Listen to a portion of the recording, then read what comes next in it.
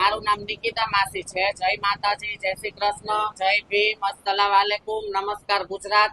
મારી રજૂઆત એટલી જ છે કે હું હર્ષ સંઘવી સાહેબ, નરેન્દ્રભાઈ મોદી, અમિત શાહ સાહેબ, ભૂપેન્દ્રભાઈ પટેલ અને મારા રાજકોટના સીપી સાહેબને બધાને એટલી જ જાણ કરવા માંગુ છું કે આજે હું સત્યના માર્ગ ઉપર ચાલું છું એટલે એકલી છું અને એ લોકો ખોટા માર્ગ ઉપર ચાલે છે એટલે એ લોકોનું ઝુંડ છે। પહેલું તો મારું કહેવું ઈ જ છે કે રાજકોટમાં રોડ રસ્તાઓ ઉપર જેટલા કિન્નરો માંગે છે ને એનું મેડિકલ રિપોર્ટ કરવામાં આવે કે બાયડી છોકરાઓ વાળા છે। હું તમારી સાથે ચાલીને ભેગી જ આવીશ કે બાયડી છોકરાઓ કેટલાને છે ને કેટલા ડુપ્લિકેટો છે। અને બીજો આક્ષેપ એને મારી ઉપર એવો કર્યો છે કે નિકિતા માસી 25-25, 30-30 હજાર માંગે છે। તમે એકલતામાં ક્યાંય માંગ્યું નતું, જયારે અમે સાથે હતા ત્યારે માંગતા હતા ત્યારે એ પૈસા લેતી જ હતી। અને અમે મારું કેવું એટલું કે અમે એને માંગીને દેતા હતા તો મેં એને એટલું કીધું કે ગુરુ તમે આ તમારો જે લવર રાખ્યો છે, કાલે એને જે દીકરો દર્શાવ્યો મિહિરને, એ કોઈ દીકરો નથી, એની ઇન્સ્ટા આઈડી ચેક કરીને જોઈ લેવાનું, એની સાસુમાના એની નણંદના બધા વિડીયો પ્રૂફ છે જ કે ગુરુ તમે અમે આટલું માંગીને દઈ છી તો તમે સોનાનો દાણોય ના પહેરાવો તો કે મારો મિહિર પહેલા પછી તું। બસ આ વસ્તુથી મને નારાજગી થઈ એટલે મેં એને કીધું કે તમે તમારી રીતે। રાજકોટની પબ્લિક પાસેથી પૈસા માંગીને એ મઢમાં આપતી નથી, મઢમાં રહેતી નથી।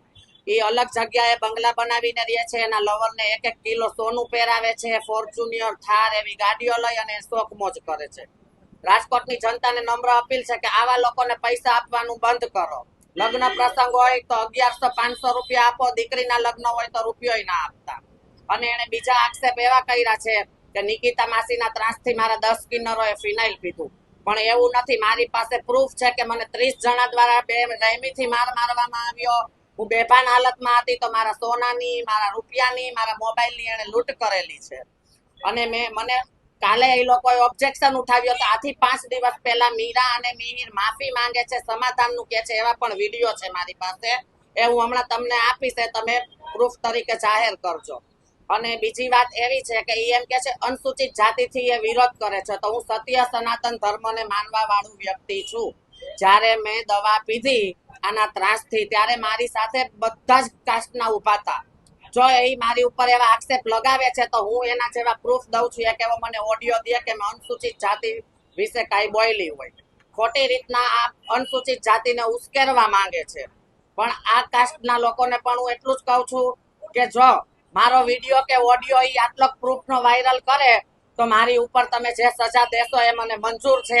બાકી એને આ કાસ્ટ વિશે આવું ઉશ્કેરવાના ધંધા કર્યા છે એની સજા એને જરૂર મળવી જોઈએ।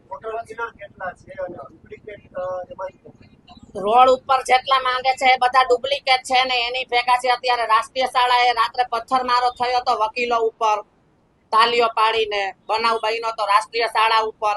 એ બધા અત્યારે ડુપ્લિકેટો સાડી પહેરીને એની ભેગા માંગે છે, જેમાં એક કલ્પિતા માસી કરીને એને દર્શાવ્યું છે એ પણ ડુપ્લિકેટ છે, કાલે ફિનાઇલ પીધું। અને એ ડિવિઝન પોલીસ સ્ટેશનની તમે હિસ્ટ્રી કઢાવો કે મીરા ઉપર કાંઈ પણ થાય એટલે એની ટોળકી દ્વારા બધા ઉપર હુમલો કરવામાં આવે છે। મેં દવા પીધી તો મને દબાવવા ને મને બીવડાવવા એ લોકોએ દવા પી અને મારી ઉપર કેસ ખોટા કર્યા। એ ડિવિઝન પોલીસ સ્ટેશનની હિસ્ટ્રી ખોલો। એ ડિવિઝન પોલીસ સ્ટેશનની બહાર રોડ બંધ કરીને ફિનાઇલ પીને પોલીસ ઉપર એને આક્ષેપો લગાવેલા છે। થોડાક દિવસ પહેલા સાંગળવા ચોક ખાતે નિર્દોષ ટ્રાફિક પોલીસ વાળાને બેરહેમીથી મારે મિહિર, મીરા અને એના ટોળકી દ્વારા મારવામાં આવ્યો છે।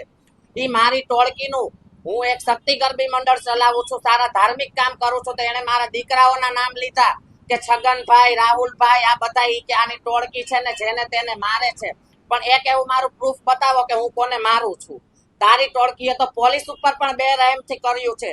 પોલીસ આપણો સેવા કરે છે, આપણી રક્ષા કરે છે, આપણે એને સાથ ના આપીએ તો કાંઈ નહીં, પણ આપણે એની સાથે ઊભું રહેવું પડે। એ પણ એમના બાયડી છોકરા વાળા હોય છે, એ પણ એમની હિંમત રાખી અને સમાજની લાપરવાહી કરે છે તો પોલીસનો આપણે સાથ સપોર્ટ આપવો જોઈએ। પોલીસ ઉપર આપણે હુમલો ના કરાય। અત્યારે હું એક જ છું અને એની ભેગા છે બધા એનાથી દબાય છે અને હું સાચી છું એટલે મને બીક નથી। મને ભગવાન અને અલ્લાહ ઉપર વિશ્વાસ છે કે હું સાચી છું અને મારી પાસે 1000 શબ્દ નીકળશે તો 1000 શબ્દના પ્રૂફ નીકળશે।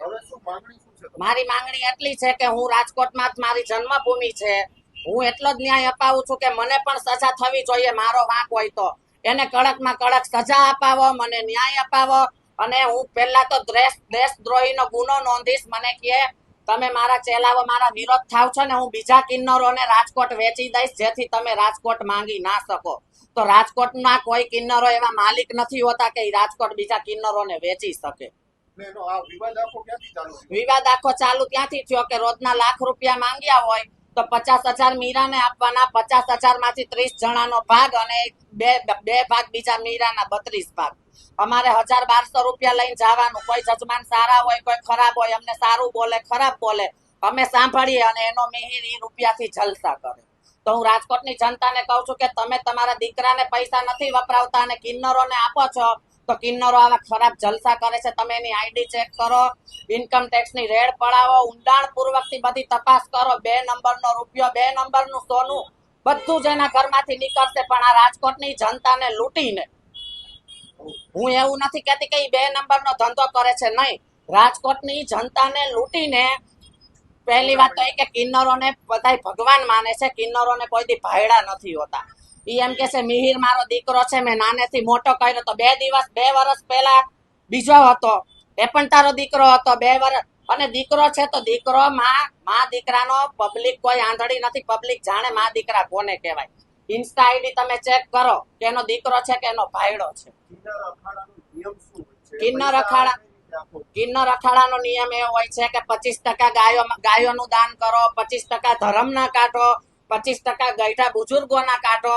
પણ આ તો 50% એના લવરના કાઢે, 25% કિન્નરોના કાઢે, 25% એના શોખ મોજ કરે. તમે ખાલી એની આઈડી ચેક કરો એટલે ખબર પડી જશે કે રાજકોટની જનતા પાસે કિલો સોનું નહીં હોય, પણ આની પાસે સોનું નીકળે છે. મિહિરની ને એની મુલાકાત 2 વર્ષથી થઈ છે. એને દર 2 વર્ષે 1.5 વર્ષે ભાયડો બદલી જ જાય છે. હા, બોયફ્રેન્ડ બનાવે.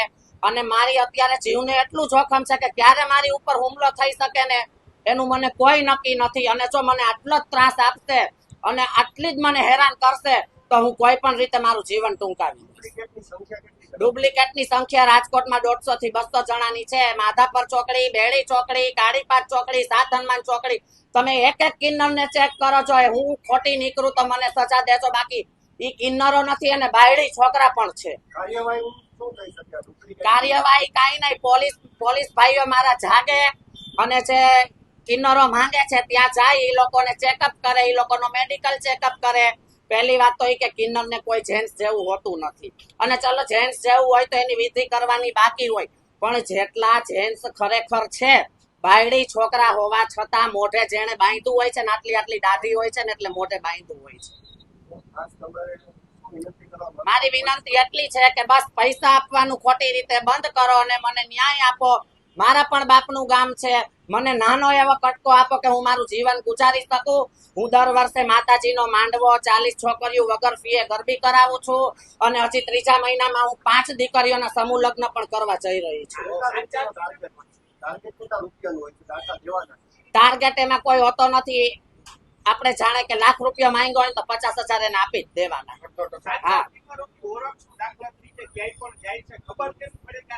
સાચા કિન્નરોની ઓળખ કાંઈ આ જમાનામાં એવું કાંઈ રહ્યું જ નથી કે ઓળખ કિન્નરો બતાવી શકે. પબ્લિક પહેલાના સમયમાં તો એવું હતું કે લાઈટ ના હોય ને કિન્નર એમ કે પંખો ચાલુ થાય તો એ થઈ જાય. અત્યારે ભાયડાઓ કરવાના શોખ છે એટલે સત બધું વયું ગયું છે. અને મારી પાસે બધા પ્રૂફ છે કે 5 દિવસ પહેલા મિહિર અને મીરા બંને સમાધાન માટે કોલ કર્યો. મેં વિડિયા ઉતારેલા છે, પ્રૂફ છે. માફી માંગે છે કે તને લખાણ કરી દઉં, મોઢામાં ચંપલ લઈને માફી માંગુ, મારે તારી જરૂર છે. અને મેં જો એ વસ્તુની સમાધાન કરવાની ના પાડી ને એટલે એની મારી માથે આવા ખોટા આક્ષેપો કર્યા છે. બરોબર, એ પ્રૂફ પણ હું અત્યારે જાહેર કરીશ જ.